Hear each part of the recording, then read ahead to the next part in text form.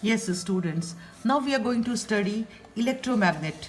मैंने अभी भी बताया था कि one of the most important uses of solenoid is that it is used for making electromagnets. Electromagnet है क्या?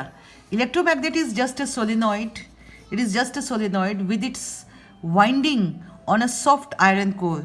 जब एक soft iron core के ऊपर एक solenoid को wind किया जाता है, winding किया जाता है, then it is this combination of solenoid and soft iron core that is called as electromagnet. So electromagnet क्या है? It consists of a long coil of insulated copper wire, long coil of insulated copper wire wound on a soft iron rod. It works on the magnetic effect of current. It is magnetized only. अब इस पे जब ये जो solenoid में जब हम current ये करेंगे, करंट पास करेंगे, तो क्या होगा? इसके अंदर स्ट्रॉन्ग मैग्नेटिक फील्ड प्रोड्यूस करेगा जो कि आयरन कोर को मैग्नेटाइज कर देगा. मगर it is magnetised only when the current is passed. जब करंट पास होता है तभी ये मैग्नेटाइज्ड होता है.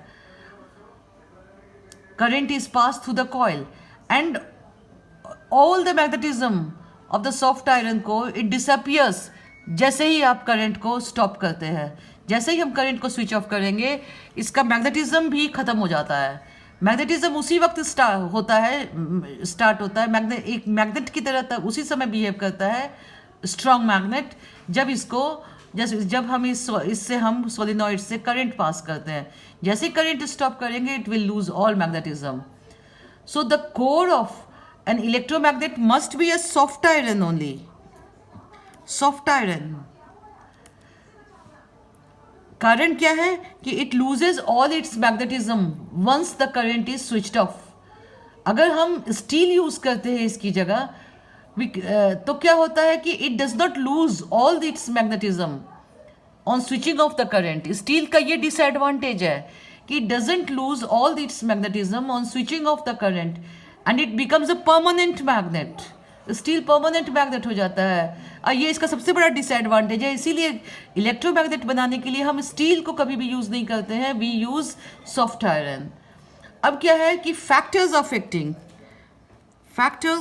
Affecting the strength of an electromagnet. Strength of an electromagnet.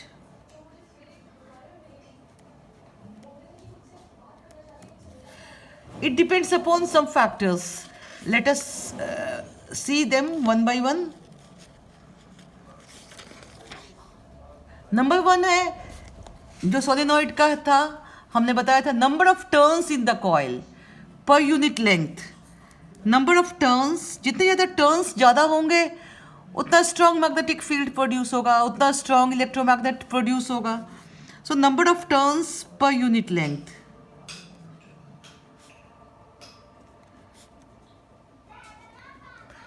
Number 2 is current, strength of current.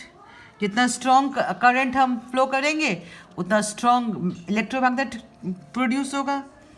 Number 3 the length of air gap between its poles. The length of air gap between the poles. North pole और south पोल जो दो end of solenoid behave करेंगे उन दोनों के बीच air gap की length क्या है उस पे डिपेंड करता है. जितनी कम लेंथ होगी उतना स्ट्रॉन्ग इलेक्ट्रोमैग्नेट होगा, जितनी लेंथ कम होगी. इसीलिए बार मैग्नेट में चूंकि एयर गैप ज़्यादा है तो बार मैग्नेट से ज़्यादा स्ट्रॉन्ग इलेक्ट्रोमैग्नेट के रूप में बिहेव करता है. यू शेप्ड इलेक्ट्रोमैग्नेट, इस तरह से यू शेप्ड. इनके बीच में एयर गैप कम होती है, समझे? तो एयर गैप पे भी डिपेंड करता है. It also depends upon the nature of, just I told you, nature of core material. Soft iron rod, जो सॉफ्ट आयरन कोर होगा तो it can be magnetised and demagnetised easily. इसको magnetise भी आसानी से किया जा सकता है, स्ट्रॉन्ग मैग्नेट बनाया जा सकता है, और इसको कंप्लीटली डीमैग्नेटाइज्ड भी बहुत आसानी से किया जा सकता है.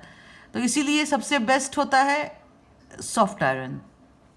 अब हम यूजेस पे आए इलेक्ट्रोमैग्नेट्स के. I let me tell you, इसको हम यूज़ करते हैं इलेक्ट्रिक डिवाइसेस में, like electric bells, electric fan, electric train, electric motors, generator. इन सब में हम इलेक्ट्रोमैग्नेट्स को यूज़ करते हैं for lifting and transporting large masses of iron in form of girders. Lifting and transporting, इसमें हम इलेक्ट्रोमैग्नेट्स को यूज़ करते हैं. मेडिकल प्रैक्टिसेस में भी हम यूज़ करते हैं इस इलेक्ट्रोमैग्नेट्स को for removing small pieces of iron from wounds. So this is about electromagnets.